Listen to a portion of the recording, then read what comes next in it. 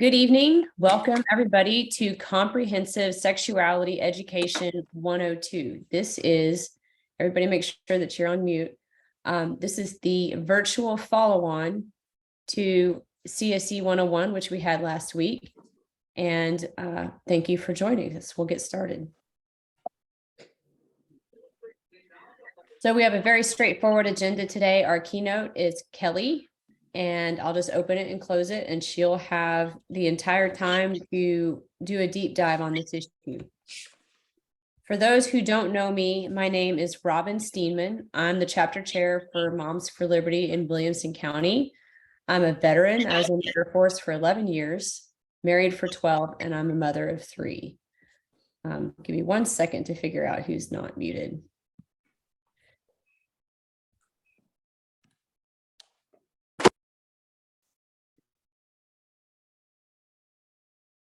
Okay. Yes. So for those unfamiliar, this monthly focus in February on comprehensive sex eds, I'm going to shorten the way just a little bit from sexuality to just sex ed. That's our February focus. And this is part of our 2022 to 2023 school year for parents, in which we are taking on one critical issue facing our students per month. This month is comprehensive sex ed, and we'll tell you what that entails. So in the month of February, what did we get at the end of it? Well, we've done book club. We read Strange New World. We've completed CSE 101. CSE 102 will be completed tonight. The CSE toolkit is on our website. It's live. It's nowhere near complete at the moment, but it is live, and we'll be adding to it in the coming week, furiously adding to it. So please check back often.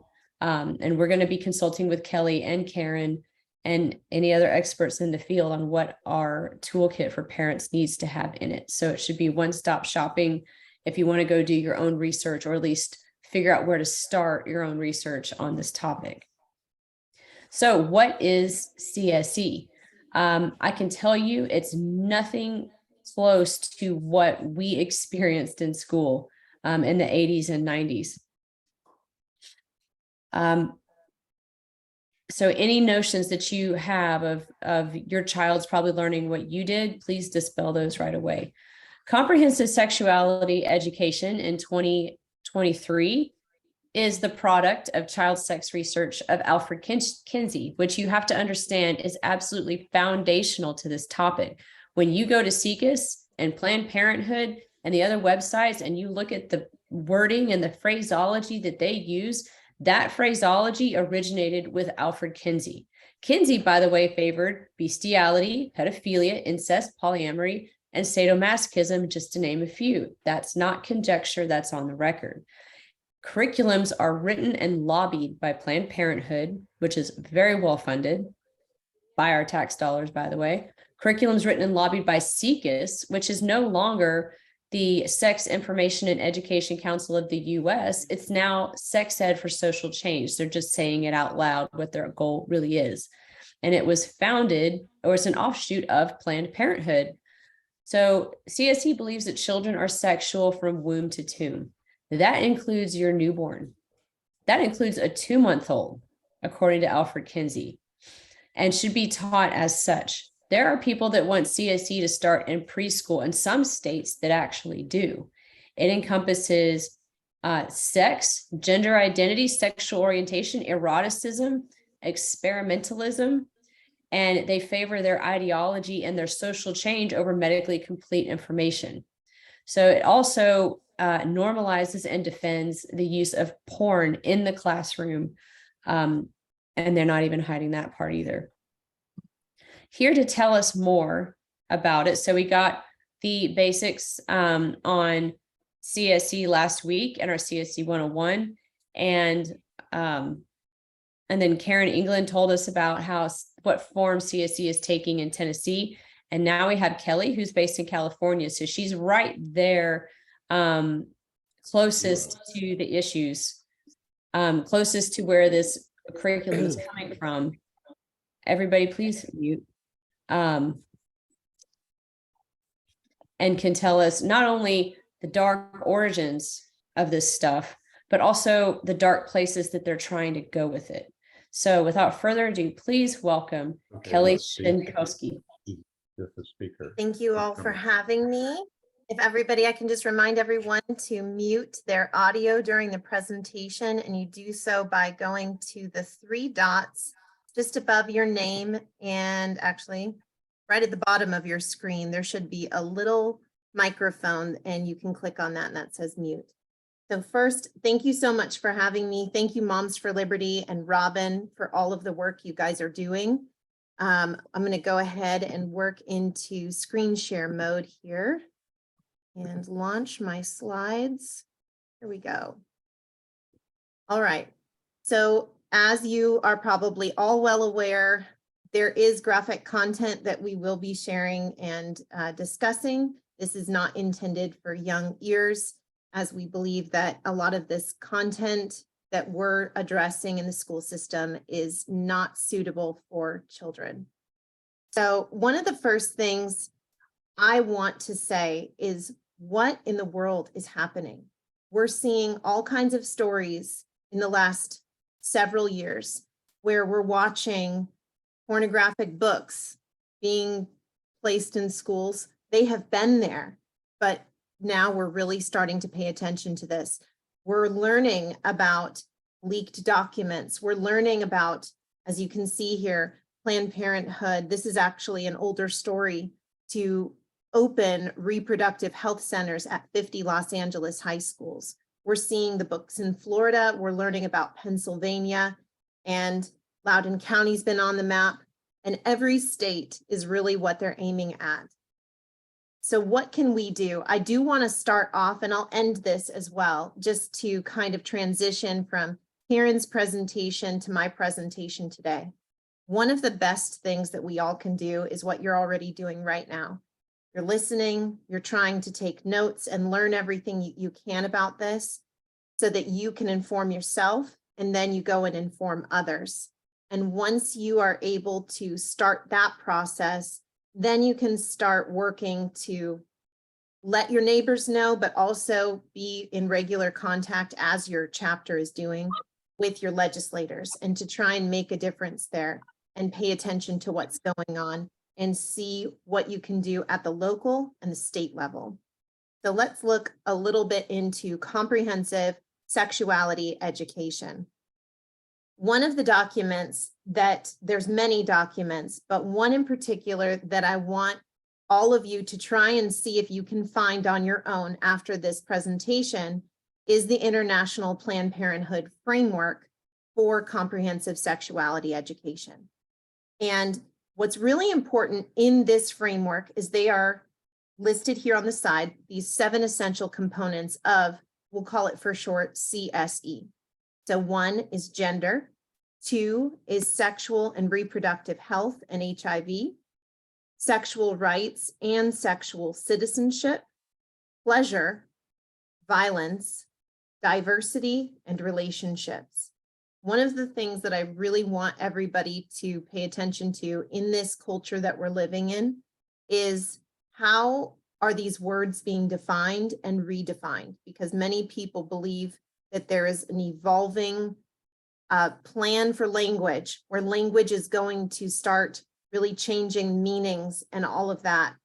And as I've looked at these terms over the years, and having been listening to, many of you have probably heard of James Lindsay, I was looking particularly at item number 3, which is sexual citizenship. You can see it there on the screen. And I was curious if that could be a critical theory. And sure enough, it is. There's many different kinds of critical theory, and perhaps you have heard of critical race theory, but there's many different theories. There's queer theory, which the author of sexual citizenship theory actually was a student of queer theory. And then when you get to pleasure, there are multiple theories being woven into that. But this is a document that really helps us see what is going on and who is behind it. Speaking of who, that wasn't a pun intended. The World Health Organization is very much involved and a supporter of comprehensive sexuality education, as is the United Nations, UNICEF, and many other groups that I'll share in a moment. In one particular document for CSE that is created by the International Planned Parenthood Federation, they actually cite this definition when they're referencing sexuality. So I'm going to read it to you. Sexuality is a central aspect of being human throughout life and encompasses sex, gender, identities and roles, sexual orientation, eroticism, pleasure, intimacy, and reproduction. Sexuality is experienced and expressed in thoughts, fantasies, desires, beliefs, attitudes, values, behaviors, practices, roles, and relationships. Sexuality is influenced by the interaction of biological, psychological, social, economic, political, cultural, ethical, legal, historical, religious, and spiritual factors. Now, this is a working definition, which to them means that they may be changing it. So these things are important to just keep in mind when you read it once. There's always an opportunity that they may be changing or adding to this. But when they say that they want to teach children grades K through 12 comprehensive sexuality education, what they really mean is that, including the belief of eroticism and pleasure. So the next quick question. Are you guys seeing when I screen share, are you seeing this image right here or no? Do you guys just see the slide? Or do you see? I just see the slide that says general principles with IPPF on the left. Okay, great. Okay, good. All right. So this is another document that I want to examine because right now we're looking at some of the foundational beliefs of this agenda. And I call it an agenda because from what I can tell from my research, there's a lot of aims to that. And I'll show you a video later in the presentation where we get to really see and hear some of the agenda being expressed. So putting sexuality back into comprehensive sexuality education, making the case for a rights-based, sex-positive approach. For anybody curious what sex-positive means, there's actually many different meanings. And if you were to try and look it up, you would find articles in magazines from various different locations, some countries. What they will say is that they are basically putting out any kind of negativity or any kind of shame is what they're saying. But the other thing about sex positive, it is also a type of pornography. And it also can include kink type topics, more erotic topics, fetishes, these kinds of things. So when they say sex positive, and we'll get into this a little bit further, but they talk about here their general principles. They expect all member associations will be committed to the Federation's mission, vision, and values, including the principles underlying and incorporated in their declaration. So these are to inform programs and strategies developed by the Federation's components to protect, promote, and fulfill the sexual rights specified in the part titled Sexual Rights Are Human Rights related to sexuality of their declaration. This is really important because everything coming from the United Nations right now is turning human rights into all different kinds of things. So that is how they're starting to frame various arguments for agendas they're trying to drive through. This is a human right. And what they can do with that then is they can start to say children have rights. And then they can start saying with their messaging X, Y, and Z. Children have a right, for example, to start deciding what some are very much trying to promote is decisions with regards to all of their health care. So this is something we'll talk about in a little bit, but the next portion of this. So right here, this is actually what I want to get to. In addition to the World Health Organization and the World Association for Sexual Health, which is the acronym WAS for anybody taking notes. They've recognized that sexual pleasure is a key component of sexual health. Pleasure is also included as an essential component of IPPF's framework for CSE. Keep in mind in the context of this that they intend CSE to be taught in grades K through 12. With the recognition that some form of pleasure is very often a crucial motivation for sexual activity. We're going to skip down to this portion in blue that says young people's early encounters of sexual pleasure are very important since they can shape the way they experience and express their sexuality in the future. Ensuring that all young people understand that they are entitled to sexual pleasure and how to experience different forms of sexual pleasure is important for their health and well-being. So just to give a little bit of context to this statement particularly, what they're doing is they're framing this as a health need, as a right, and as important. But they're not laying out entirely their entire plan. But imagine in the context of some of the things that Karen previously shared with your group, where she talked about Kinsey and his research and young people. And as we're already seeing young people being introduced to graphic sexual content in schools, this is very important to be aware of, that they are framing sexual pleasure as an important aspect of health and well-being, but they also believe that children are sexual from birth. So understanding where they're coming from and how they're framing this is also really important. Now, oops, sorry, I apologize. At the top of the screen, it also talks about on the top right, where they say that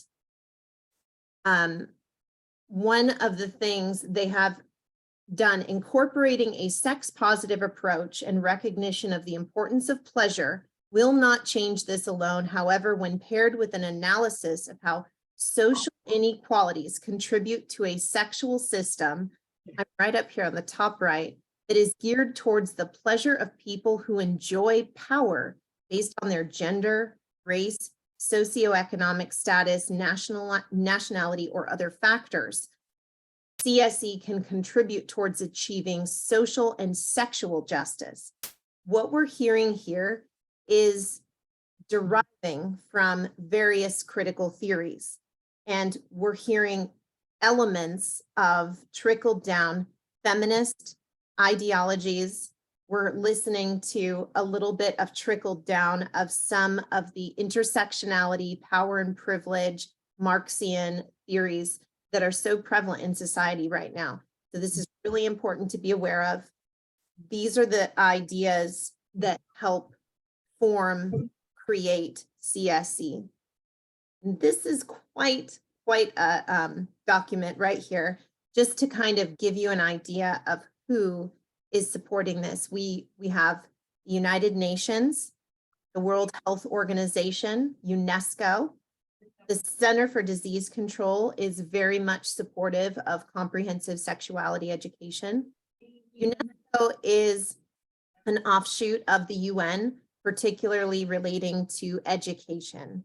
And CSE is considered a component of the Education 2030 agenda. You'll see on the bottom right, there's a little apple that says Teach SDGs, and it has a bunch of like a color wheel. That color wheel actually stands for their Sustainable Development Goals of the UN that they're trying to reach by 2030. And this is integral to CSE because 3 of the SDGs, at least, are all embracing CSE, comprehensive sexuality education. So from the world level, the global level, we have the International Planned Parenthood Federation, also the World Economic Forum, and as I mentioned, WHO, UNICEF, UNESCO, UN, and so many other allied groups. And then At our level, we have these other organizations like Amaze and Answer and Advocates for Youth and SEEKUS with their branding, Sex Ed for Social Change. So let's move to the next. I'd like to show you, speaking of Amaze, one of the videos, and I might pause it partway through, but I'd like you to see what is often brought into schools through CSE, but also they introduce CSE in other classes. So here in California, we have ethnic studies classes, and sometimes they bring Amaze videos into those.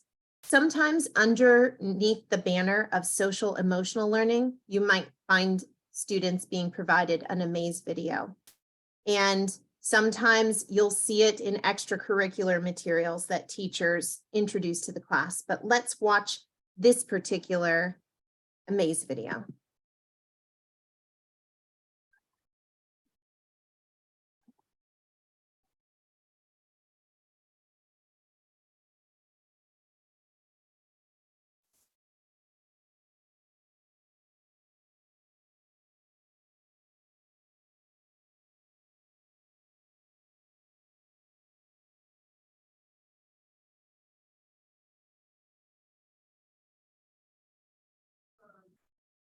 There's no audio.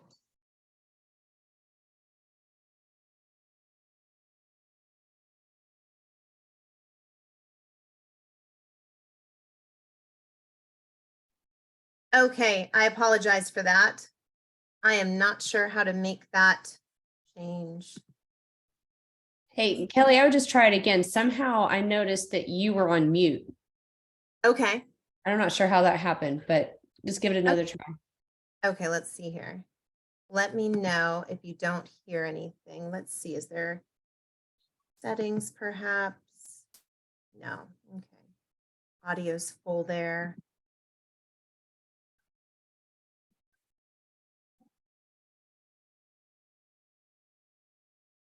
Did you guys have any audio there? No, not just now, but the video didn't play. Oh, okay. Okay, let's see. I guess if you could restart the video.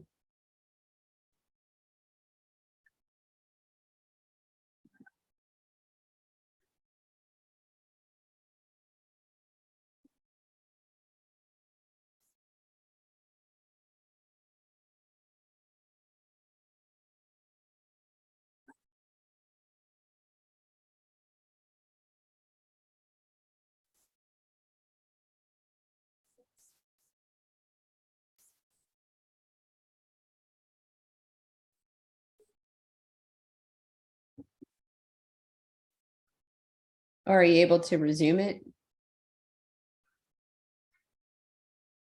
Still nothing? Well, I would maybe back up a slide and just restart it because it seems frozen. Okay. Okay. Let's see.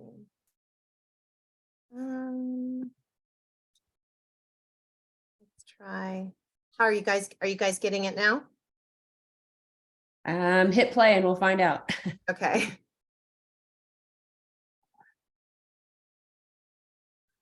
No, yeah. We're not hearing it. Is there a volume there that you can on the video itself at the bottom? Let's see. Share sound. Let's try that. I apologize. I'm not. Ever done it? There we Ever? go. No. Never ever? Not even alone in your room? Nope, I've never done it with anyone or alone. I just don't like to dance.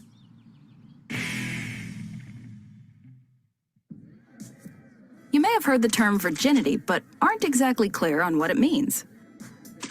Historically, the word virgin was a term used mostly to describe a girl who had never had sex, since purity was considered more important for girls than guys. Back then, and still today, some people believed that you could tell if a girl was a virgin because her hymen wouldn't be broken. The hymen is a thin tissue that can cover part of the vaginal opening and is located about ½ an inch inside of the vagina. But not all girls are born with a hymen. And the hymen can also break from other things like using a tampon or riding a bike. Today we know that no one can tell if a person is a virgin just by looking at them, or even from a medical exam, and we recognize that the decision of whether or not to have sex is important for people of any gender. To some, being a virgin means Donnie's my headphones up there. vaginal sex, but has nothing to do with whether or not they have engaged in other types of sexual activity. For example, someone might have had oral sex and still defines themselves as a virgin. Some people might only be able to engage in some sexual behaviors, and for them, virginity might mean something else entirely. Having sex or not having sex does not make someone a good or bad person. Some people want to be abstinent, that is, to not have sex until they find a partner they love. Others want to wait until they're older, maybe in high school or college. Some teens don't have sex because their religion prohibits it. Others know they aren't ready emotionally to handle the possible consequences. Everyone is different, and each person's decision should be valued and respected. And remember, if you find yourself feeling confused about any of this, or just want help sorting out what's best for you, talk to an adult you trust and respect. An older sibling, a cool aunt, or even one of your parents may be able to help you work through figuring out what is important to you. Until next time, don't forget to visit me at amaze.org. So that's one of the videos of Amaze. They have many videos, and they are a global organization. Can everybody hear me okay? Yes, hopefully. They're a global organization that particularly has a lot of content, not just on YouTube or their website, but in the school system. And it's very easy for teachers typically to bring in something supplemental like a video like this into a classroom setting. That's really important to be aware of, because oftentimes these videos are marketed to children age 10 and up. Sometimes the Amaze videos are targeting younger audiences down to age 3, but particularly when you watch the videos that they provide, there's a lot of subliminal messages that you can see if you freeze frame and you look at what's the artwork in the room, what are they doing? And there was a couple things in that video that I'm not sure if everybody caught, but when the narrator mentions oral sex, they have a character of a female who is taking a bite of a hot dog.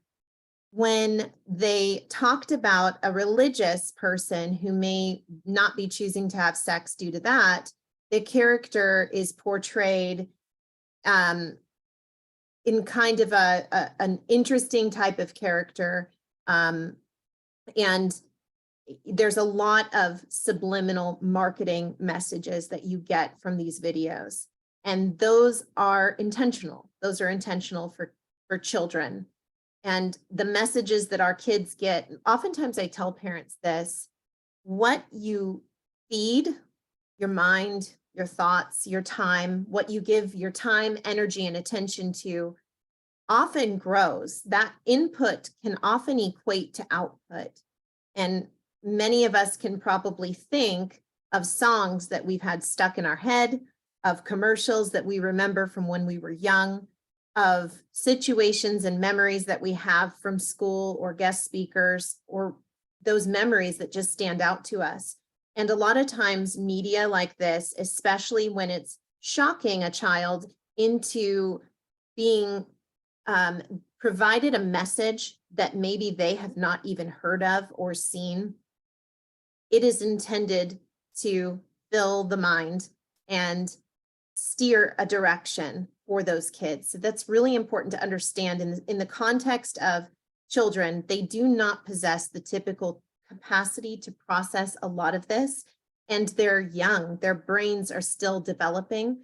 But what's happened in our society is we're treating children as if they are little adults that are just right there making all these adult decisions and should be provided all of these adult materials. And for those who have listened to perhaps James Lindsay talk about queer theory, or anybody else talk about queer theory, it fights and it goes against. It's not even about removing boundaries between adults and children. It is about fighting those boundaries and removing them entirely.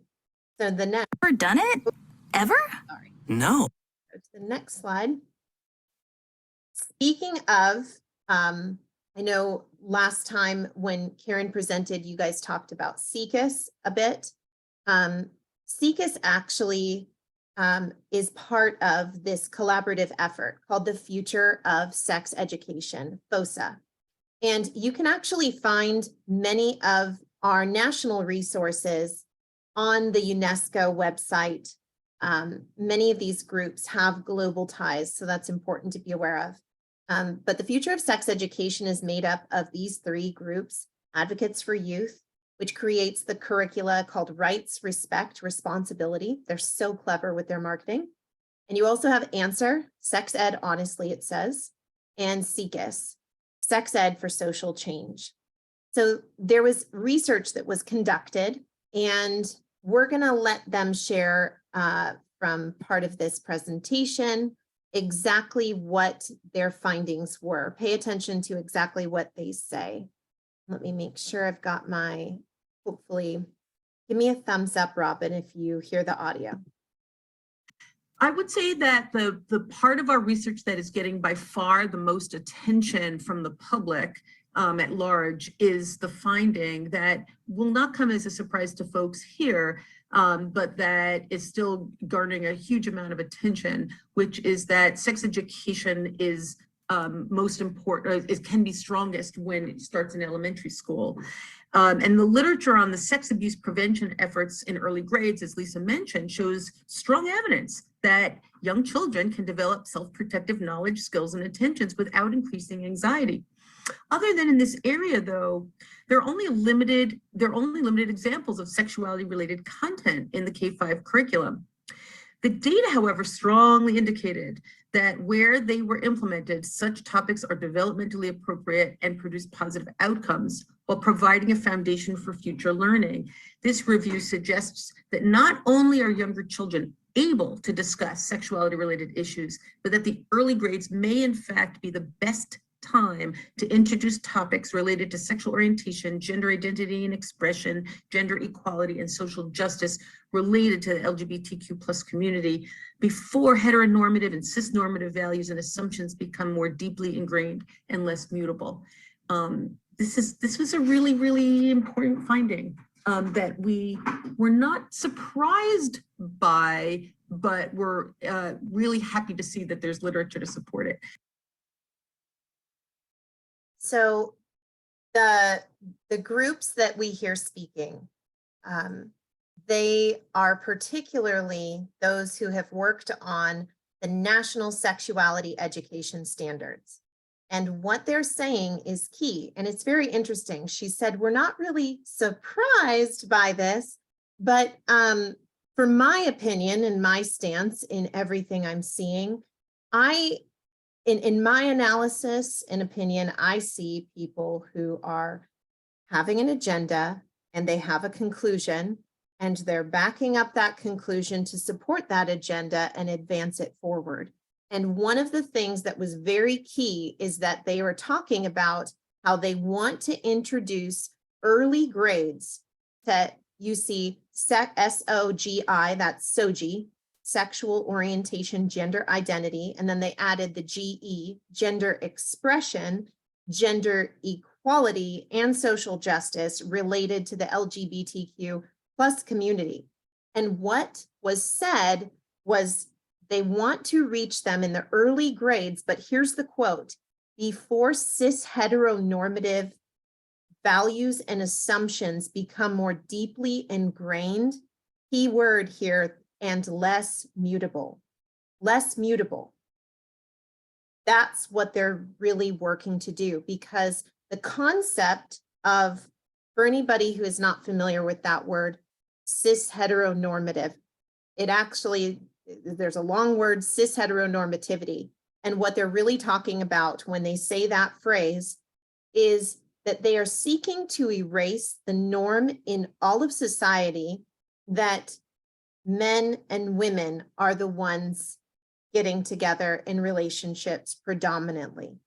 They actually believe in the concept of Marxian theories that male-female relationships are oppressing the LGBTQ plus community and that they are the oppressed. So again, when you're looking at this under the framework of critical theories and these Marxian ideas, the feminist theories, the queer theories, the sexual citizenship theory, and many more, we're really interacting with so much content in the school system that trickles back to those foundations. So understanding what you're working with is a really big part of this.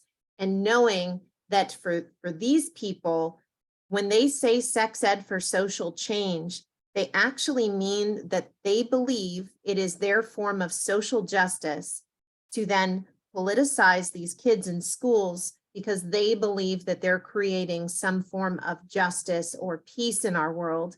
And that's the perspective that they're coming from.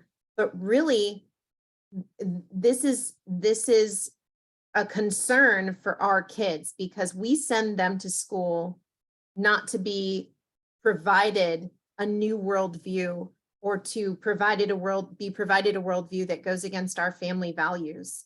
And what we're dealing with here is also global entities who are trying to steer children and society into a form of leaving the individual, leaving the I, and embracing the we, and having a more conformist global society, which is a bigger topic for another day, but that's a big part of what we're dealing with.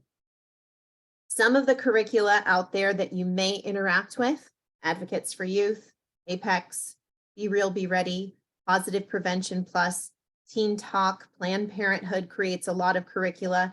And I was recently asked this by someone. They said, is there one Planned Parenthood curricula that's used nationwide, or are there different ones?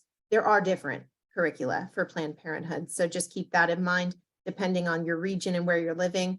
It may be varying depending on the region where you live. But ultimately, I've also been asked, is there any CSE curricula that's appropriate? No, no. And not only that, but the way it's marketed through these curricula companies, through this agenda, is they say it's age appropriate, which, keep in mind, age appropriate is one of those language wordsmith ideas of theirs, where age appropriate can mean one thing to them and completely different thing to another person, which is why they may be choosing to use that phrase, because for marketing purposes, it sounds really caring and compassionate to be age appropriate. But in reality, what they believe is age appropriate is not what I would say most people believe is age appropriate. Another thing is they say that this comprehensive sexuality education is inclusive, that it is including all these different gender identities. But in reality, I also think what we're finding, and we're seeing this nationwide, is that's another mechanism to get really graphic content into the schools. But it's using, in my opinion, a community of people to push graphic content. And the content just between male and female is really graphic. But once you get to looking at how they're trying to market this, their marketing is truly, I would say, it's important to be aware of. Not only are the children being marketed to, but so are the adults in the community and some of the teachers who think this is something wonderful and caring, when in actuality, we really need to get to what's being taught. So this was already mentioned by Karen, but just a reminder, sex ed is a vehicle for social change, full stop. It's also to them a vehicle of racial justice. And if you go to the SIECUS website, you can actually access this. You can click on Race Forward. And when you see this quote on the bottom right, Race Forward defines racial justice as, quote, the systemic fair treatment of people of all races, resulting in equitable opportunities and outcomes for all. When we hear that word equity, and especially outcomes for all, you're dealing with a political framework that's rooted in Marxian ideas. And that's really important. All these groups, they're really embracing a lot of these radical ideas and social political beliefs.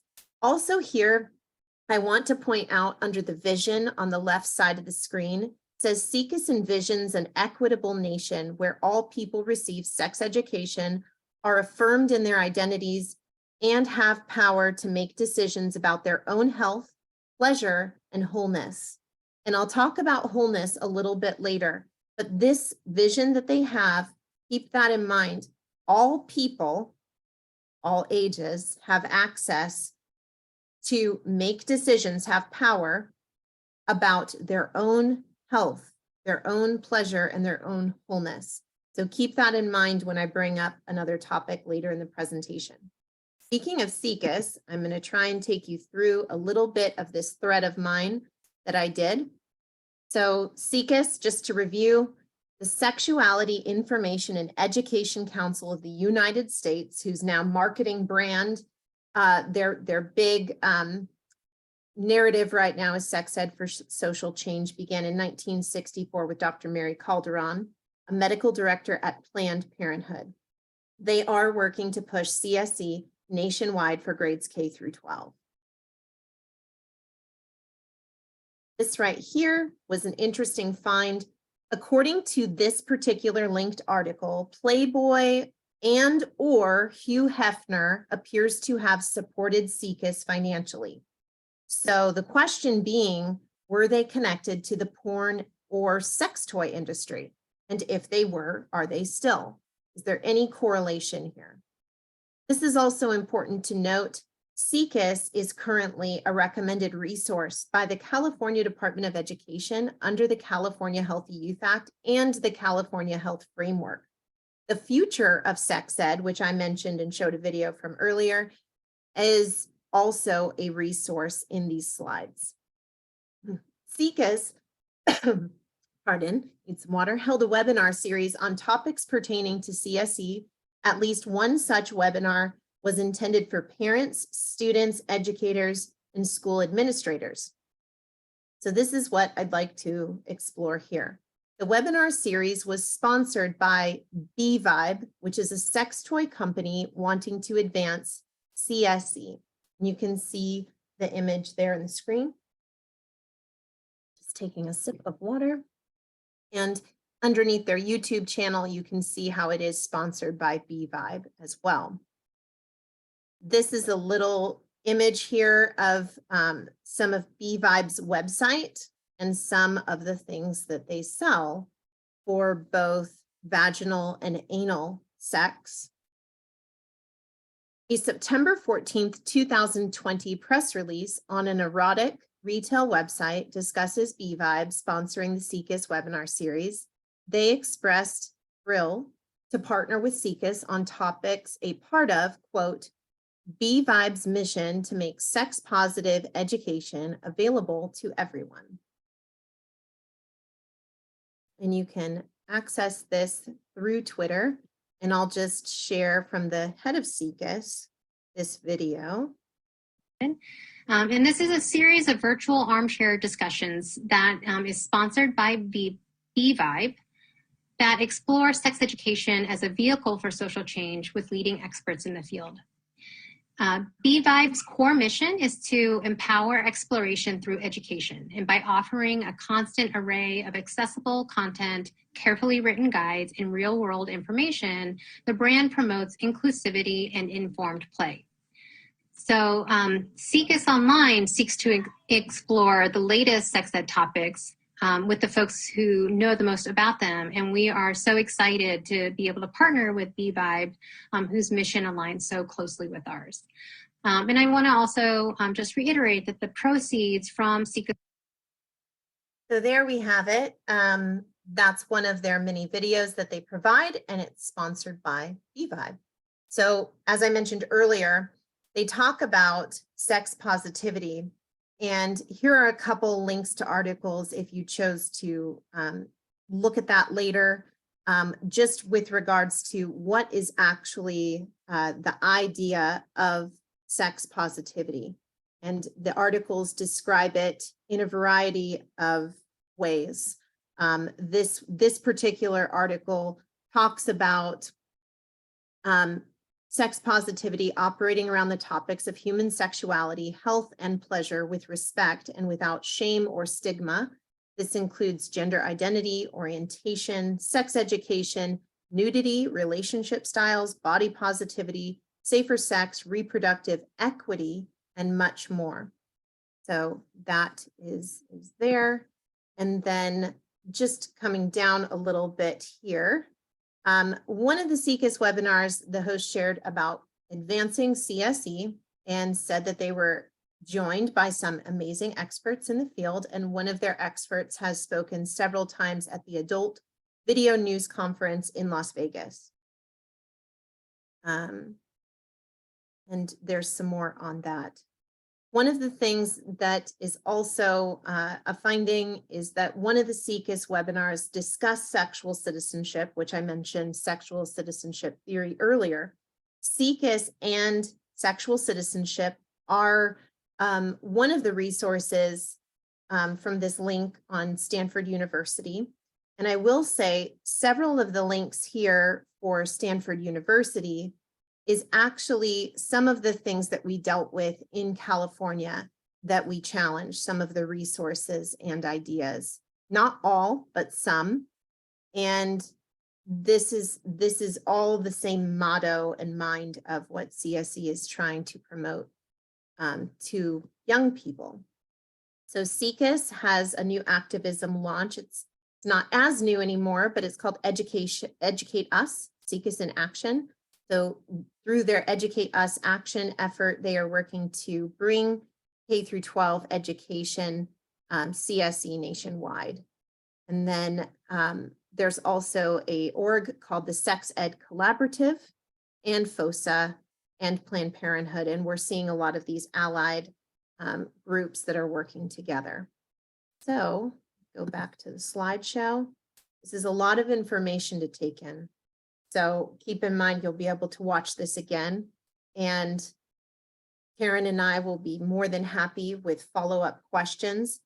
And in the midst of all of this, I think parents can start to feel really, really overwhelmed. But keep in mind, when all of this is happening around us, one of the biggest things, my friend April from a group in California called Alliance to Protect Children, I interviewed her because she had been going to the UN many, many times, and she knows also a lot about CSE, as do all the women there.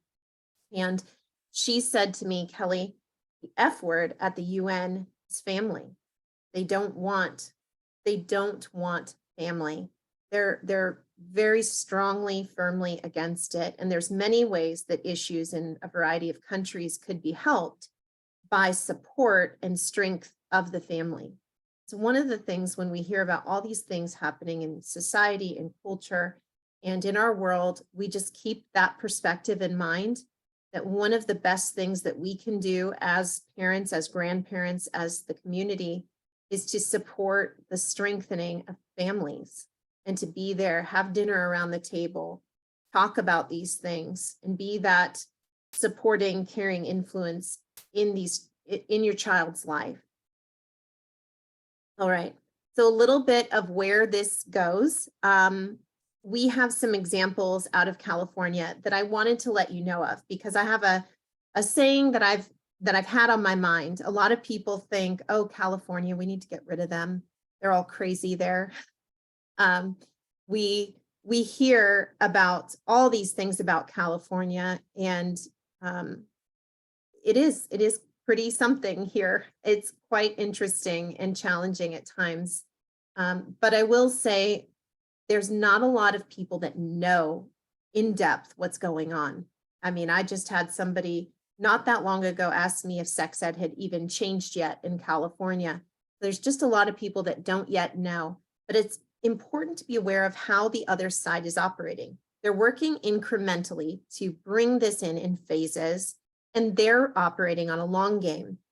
And when I first heard about CSE in California, we were already really late because I first heard about it in December of 2018, and then I started connecting with these parents around the state in California in 2019.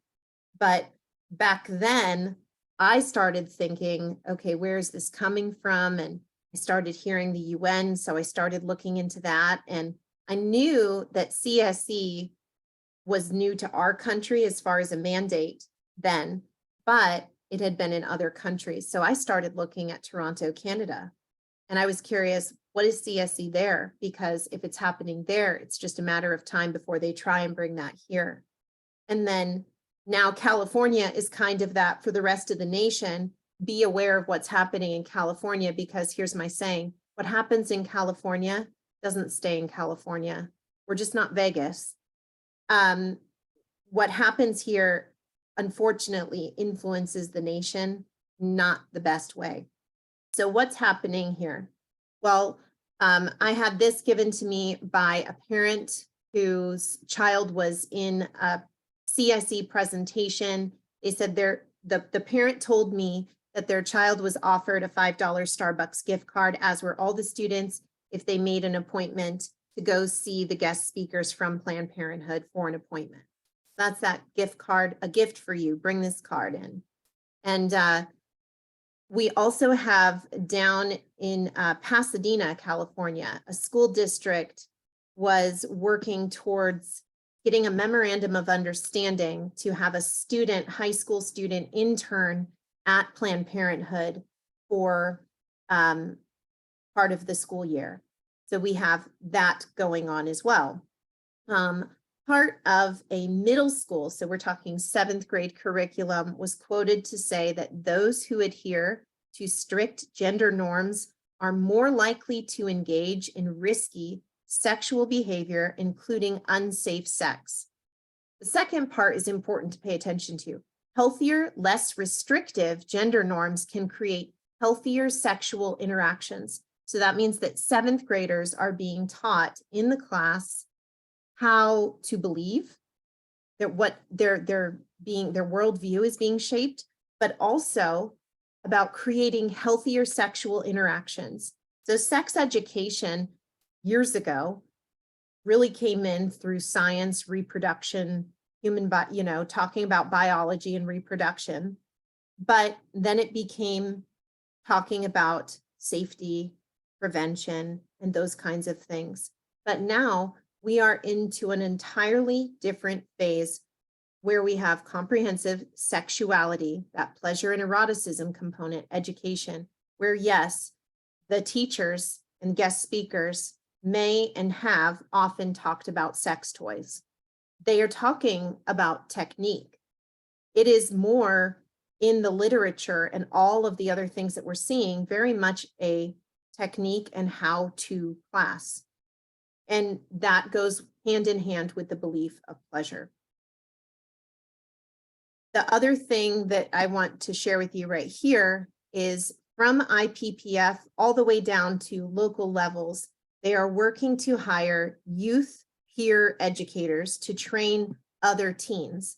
So right here from this article about the Pasadena School District, while California votes on whether to recall its governor, this is from September of 2021, the South Pasadena Unified School District will take an important vote on September 14th.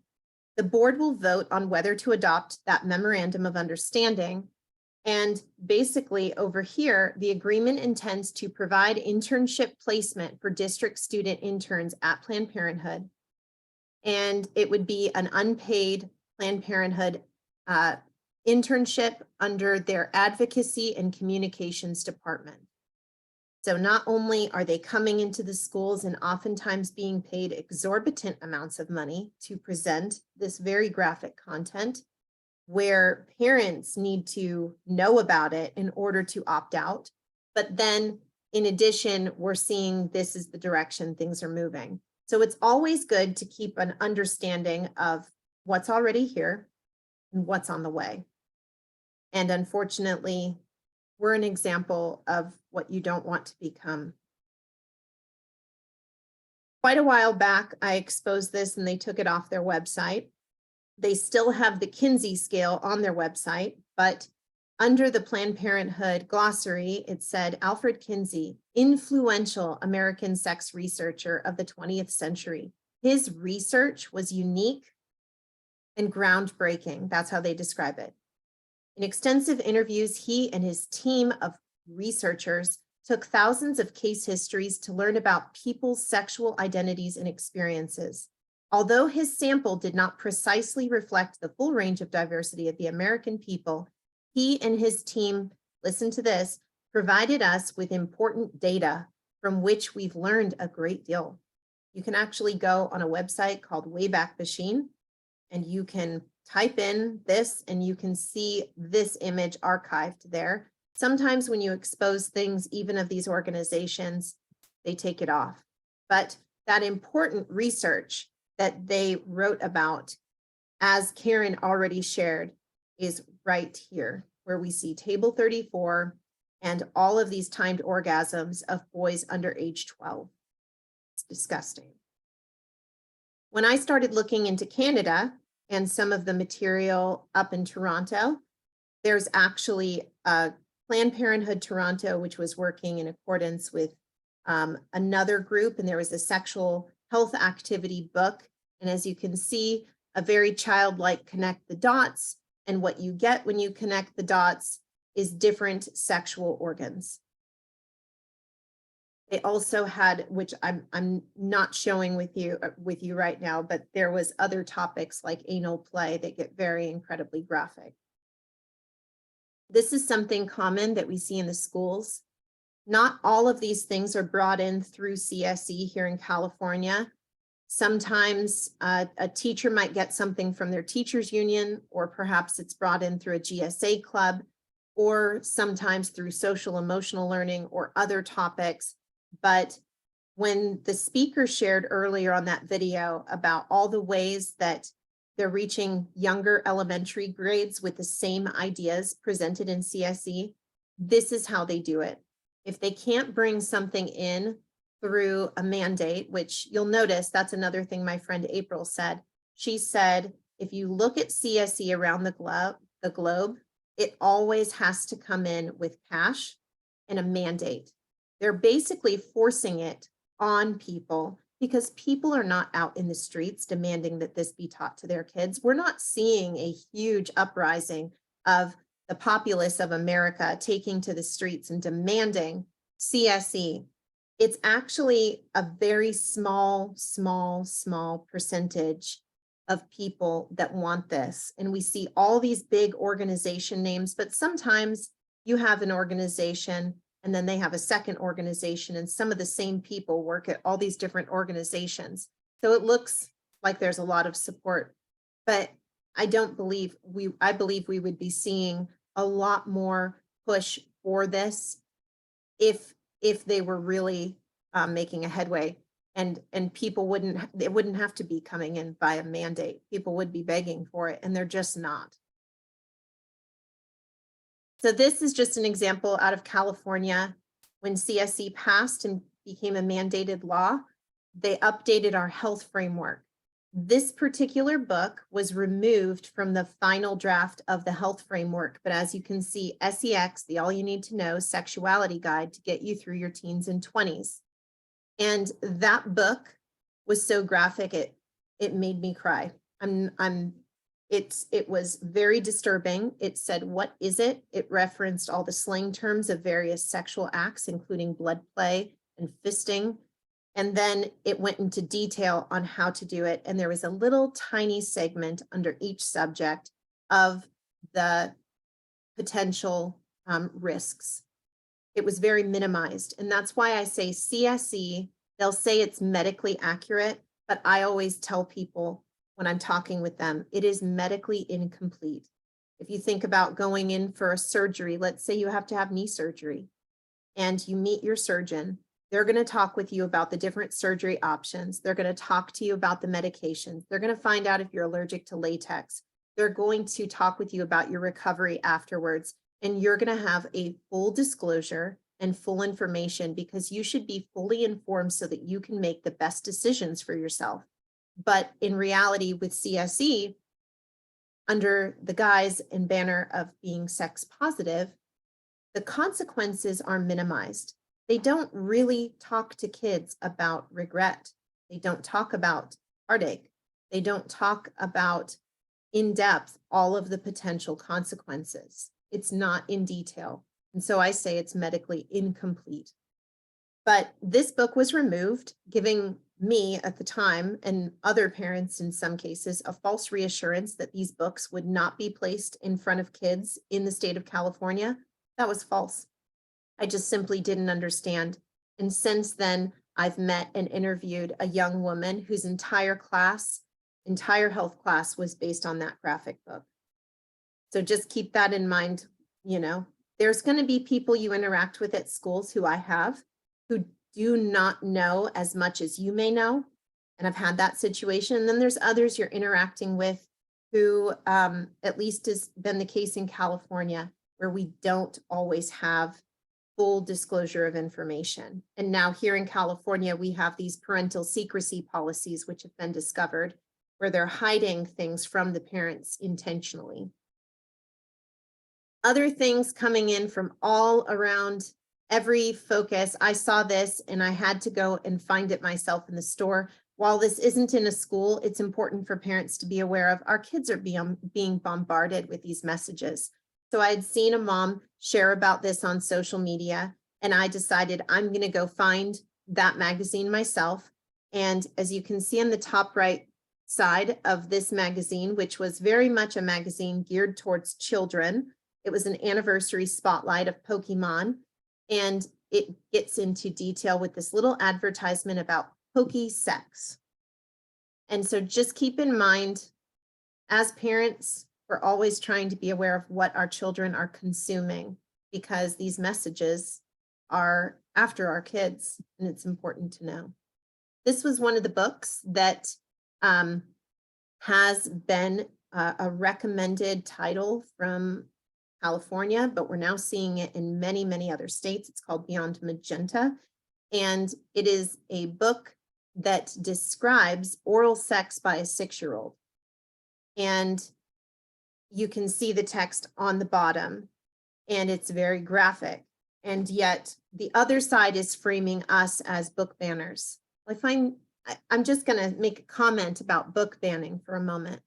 When I had our children in the public school system still, and now we homeschool, but I'm still committed to help other parents despite homeschooling, but I volunteered in the school library. Guess what I witnessed? I witnessed books with nice values, books that are beautiful stories being removed from that library. Once I chose to start homeschooling, I decided to go to a store that is a secondhand store, but it's actually on location at the area's dump. And they have all kinds of things that are secondhand there. They had tons of books for really, really cheap. And guess where those books came? They came from our Monterey area county school libraries. And I was able to load up on a lot of books, but we have this very graphic content not being recognized, not being addressed in our school system. We're being labeled as book banners. And then in actuality, there's been an effort also by public libraries I've seen to get rid of good books, classics. So who's book banning?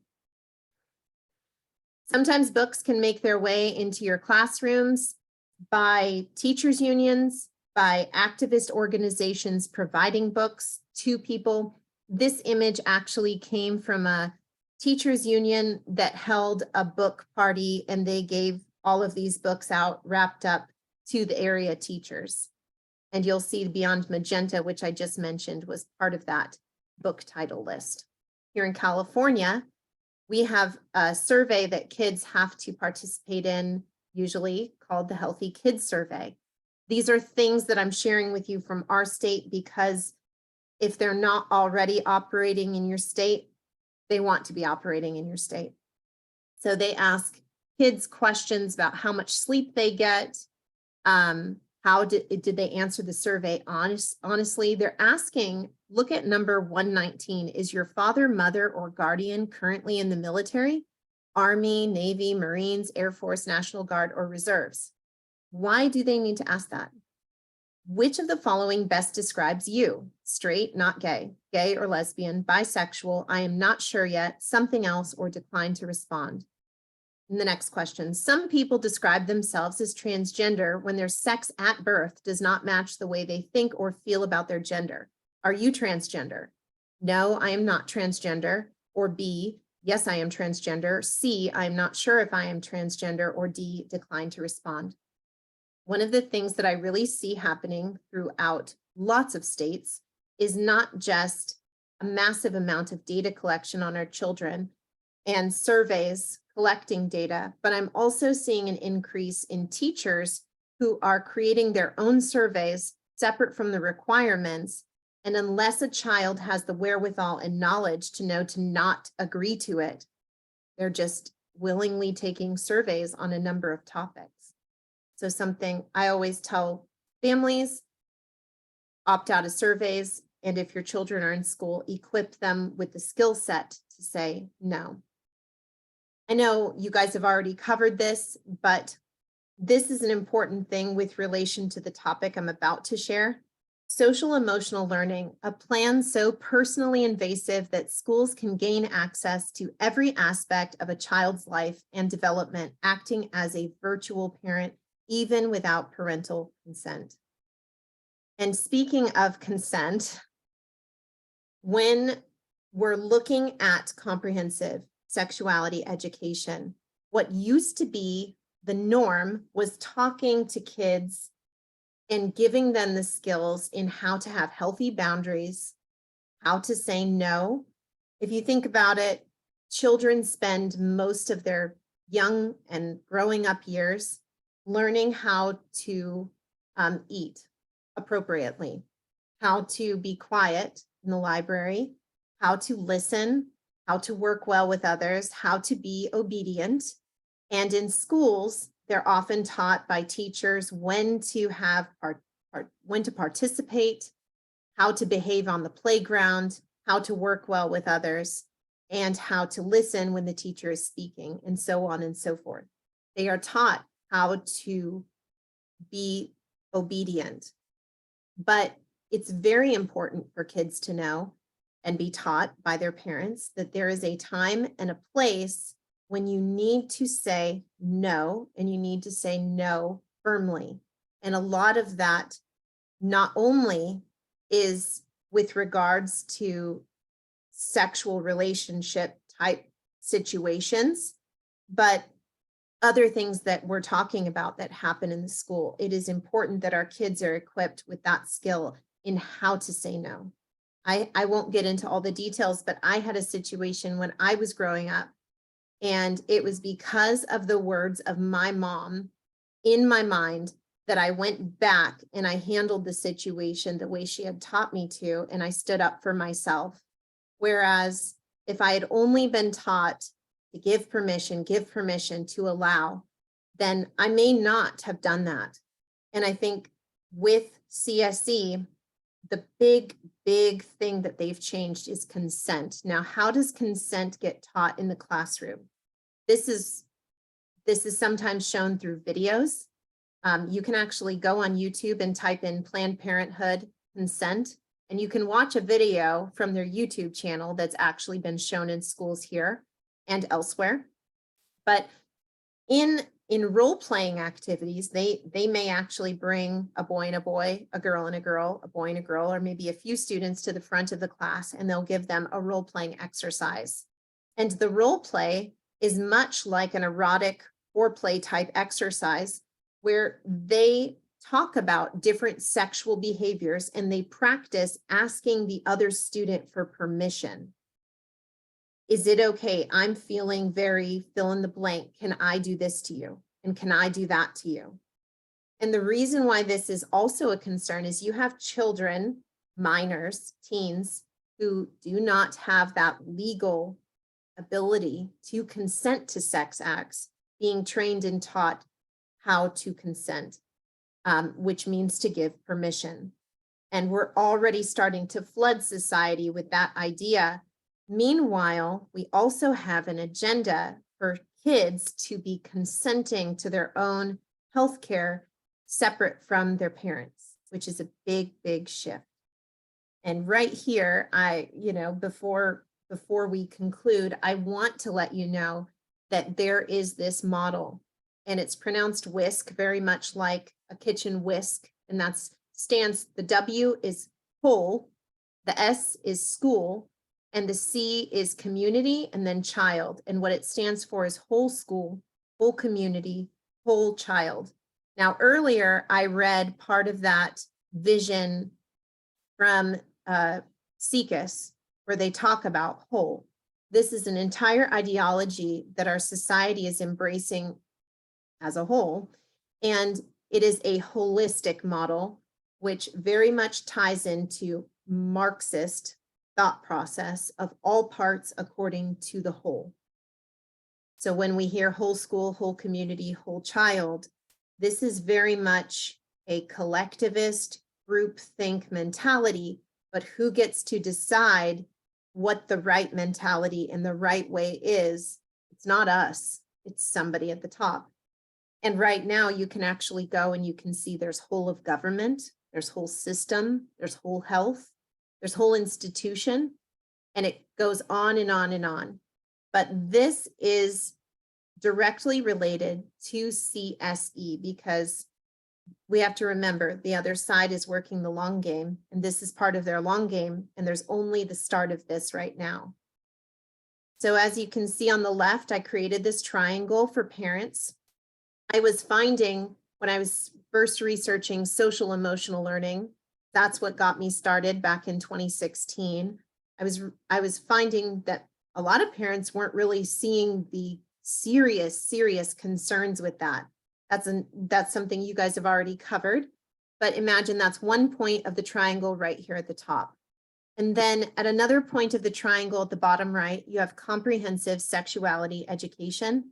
And then on the bottom left, you have your critical theories, your critical race theory, critical pedagogy. And these three are all subjects that are integrated into one another by design.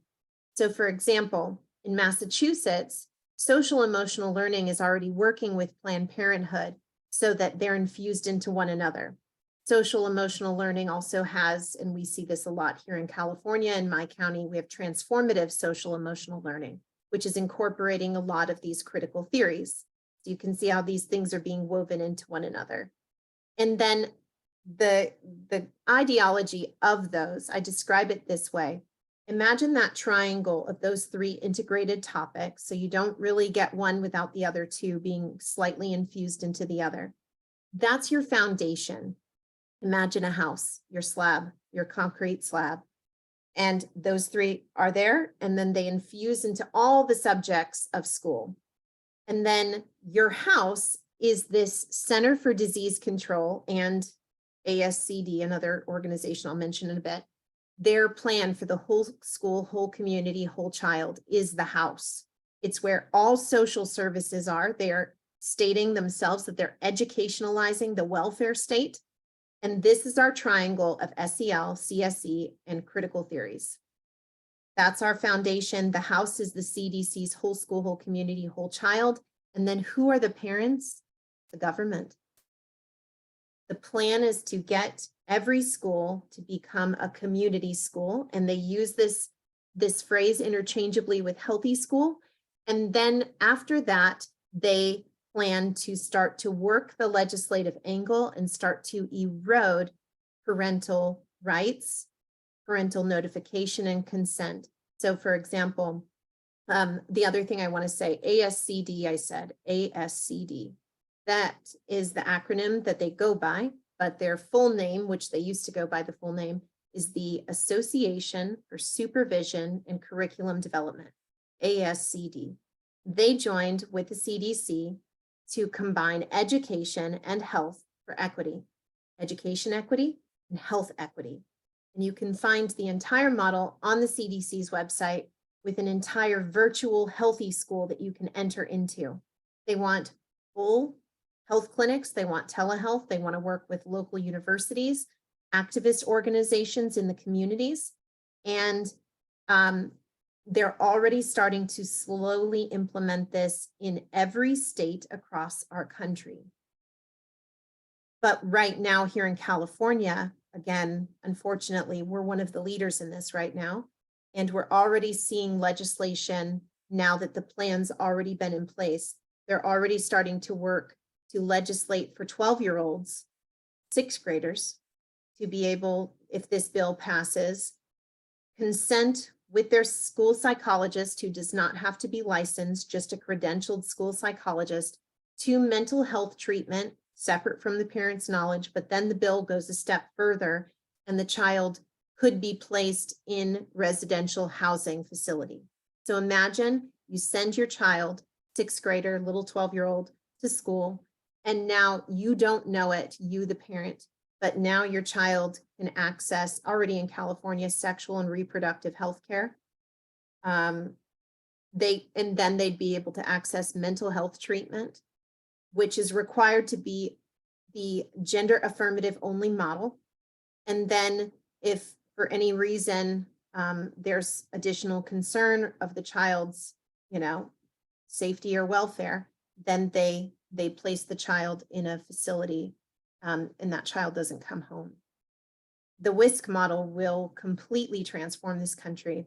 And it is something that I let people know that CSE is a big part of this. Actually, you can see the 10 components in this circle here on the right. This image was first displayed in the California Health Framework when I first saw it. When they updated our health framework to align with CSE that passed, they added this for WISC. And it's really something we all need to know. There's 10 components of the health plan, and a lot of people are going to think this is great. But it is educationalizing the welfare state, and it is really working to put these plans in place and then erode parental rights. Health equity, to those who are curious about how this side is defining it, those who are promoting this agenda have very much already expressed that health equity is to include the medications that our nation is concerned about, these puberty blockers and hormones and surgeries. And the concern is that if this model is in place, you get the model in place 1, and then 2, they legislate. And then the legislation starts to erode things over time. But as you can see, this is part of their virtual healthy school on the right. And you can see, you can actually interact like a video game. If you go into the recent Moms for Liberty Joyful Warriors podcast, I got to introduce this topic a little bit with Tiffany. It is a huge topic. It is the expansion of Medicaid and much more. It is also another global agenda, and it is actually part of the global health and education agenda. But you can interact with even the furniture in each room, and you can see medical records comes out in the forefront. So you have a full service health clinic with psychosocial emotional services. And you just imagine you send your kids to school and they're getting all kinds of health care, and you're not accessing those medical records likely. Because here in California, once our children turn a certain age, I believe it's 12, we have to ask our children to give us permission to access their medical records. And then you have also the conference room and many other rooms you can interact with right on their website. And one of the things I just point out to people, just keep in mind, always be attentive to the words that they use, ask how they define these words, or find out the answers that you can, and then also start to pull apart and piece apart their marketing. Right here in the counselor's office, you can see some of the marketing right here. They've got, interestingly, you see diversity makes us stronger. So there's a little bit of a marketing message there on the poster in the back wall. In the counselor's office on the right, you'll also see an easel board, which has what appears to be a family. If you were to zoom in on that photo, the dad is scribbled out.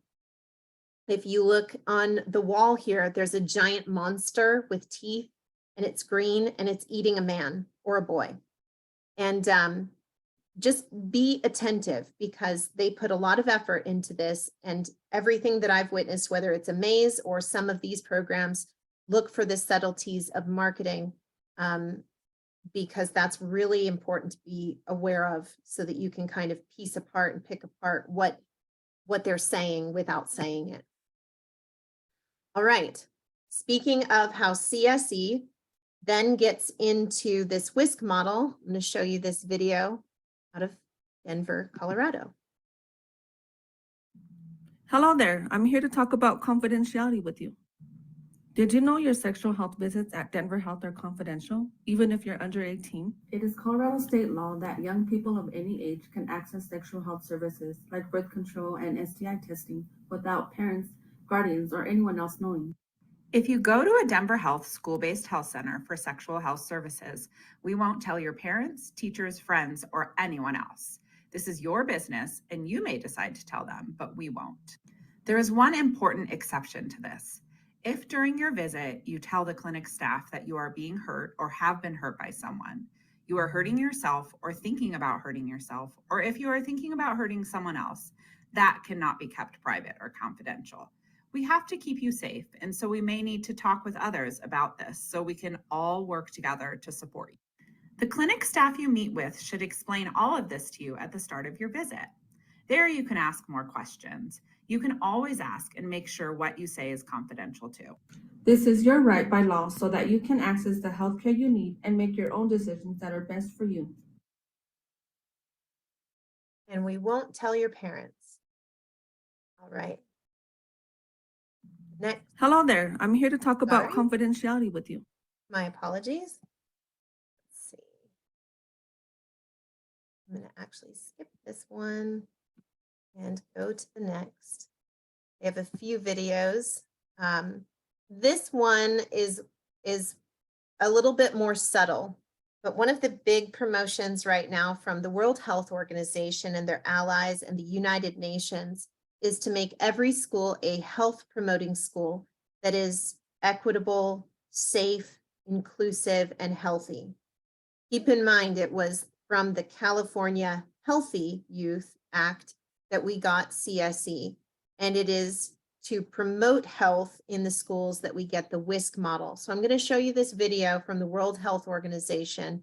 Just keep in mind the language that is used, and always ask, what are the words and how do these organizations define them?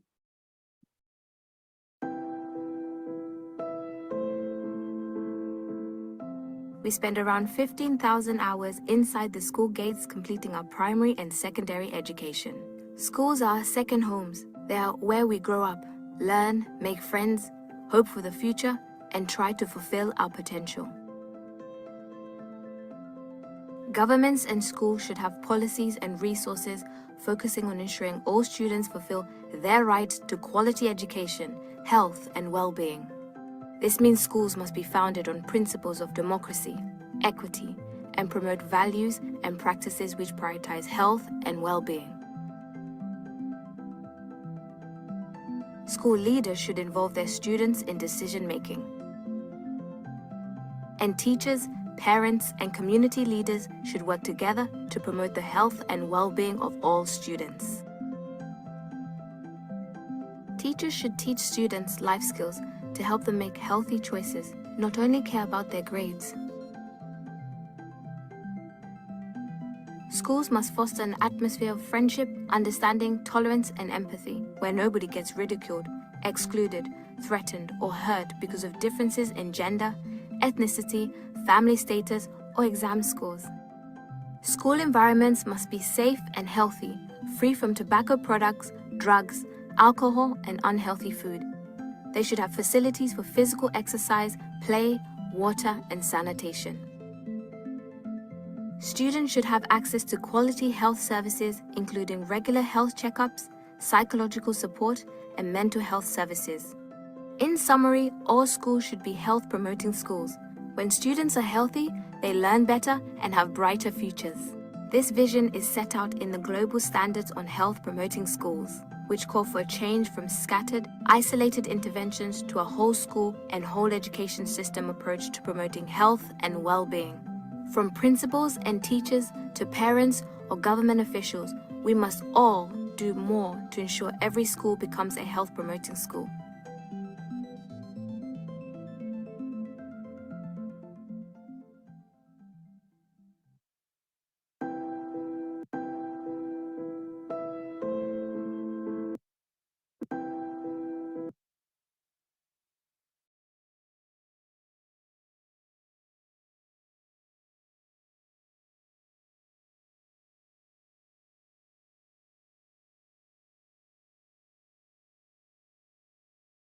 Kelly, you're muted. Thank you. Hopefully everybody heard in that video and picked up whole school and whole education. So there's that phrasing again, whole. That's that holistic model. And I will direct you to newdiscourses.com where you can listen to James Lindsay talk about this whole agenda, this holistic idea and how it relates to Marxism, because it's a really excellent podcast. The speaker also shared how schools are second homes. And this is really what the community schools agenda is seeking to do, and to make every school a health promoting school. Another thing is when you hear the phrase democracy, that's yet another topic that I can just encourage you all. Listen to James Lindsay, where he talks about how these people who believe these ideologies are referencing democracy. I will say back in September, there was a UN Transforming Education Summit that I watched live. Anybody can watch these live. And many people right from the stage were talking about, it was very much clear that they were praising Paulo Freire, who's a Brazilian Marxist and who wrote Pedagogy of the Oppressed, which is very much amplified in our school system today. We are seeing like a revolution occurring while most of the nation is unaware. And some of these ideas can sound unbelievably radical, but this is what we're up against. And it's our duty to be informed, ask good questions, to engage with others, and to do everything we can to protect children, protect our families, and to create strong families, equipped families, and to be able to navigate this. So one of the things that I also didn't get to mention that was from the earlier Amaze video is they talked in that video about asking an aunt or, typically when we hear CSE, they encourage children to talk with a trusted adult, a teacher, an aunt, and then usually it's at the end where they encourage you to talk with your parents. We're definitely seeing an ideology of separating the family a bit and separating the family values from the children, and really instilling in children an entirely new value system. So we have concerns about what's happening in our schools, and it's important for us to continue to be engaged, not give up, to be encouraged. And while there's so much going on, to continue to say, you know what, I may be just one person, but if I stay committed and determined, I can make a difference. So for all of you listening, I just want to encourage you to keep going. In 2016, I found what started my journey is hearing about social emotional learning in our children's school. And I did not have any tools in my toolbox. I knew about none of this. And I knew nothing about going to a school board meeting or any of that. But you pick up skills and you learn things from other people, and then you read and research, and you can really learn a lot as you go. And don't expect to feel like you have to be an expert right away. There's a lot of people who are more than willing to answer questions and help you out.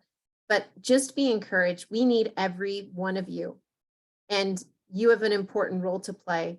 And so whatever that role is in this, I just encourage you to please keep going. Don't be discouraged or disheartened. We must. And our kids are absolutely worth it, as is this country.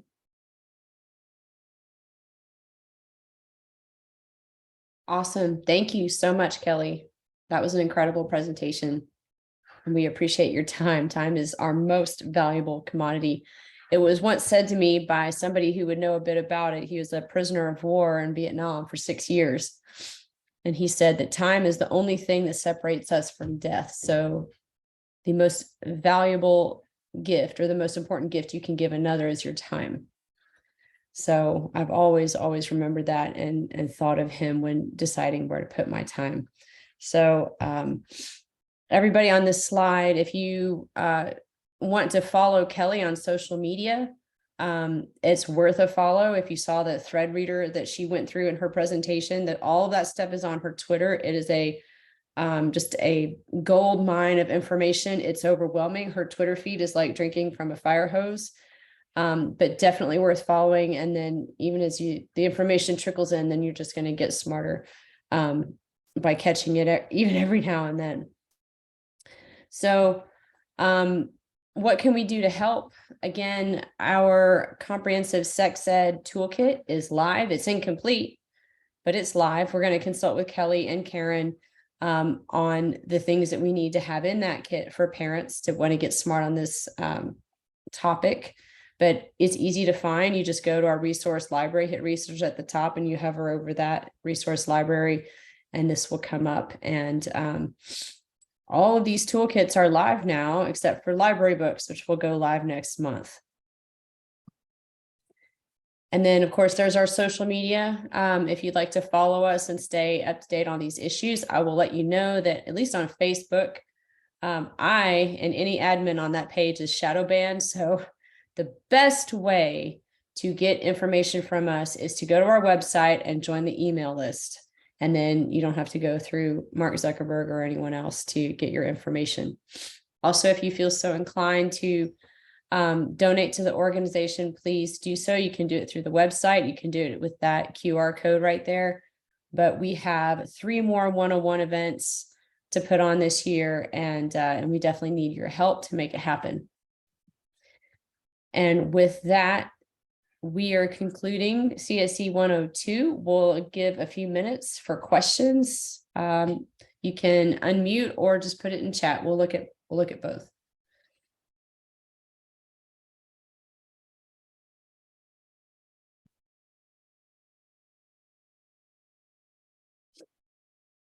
Couple of minutes.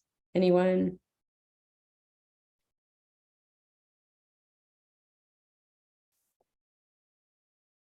Okay.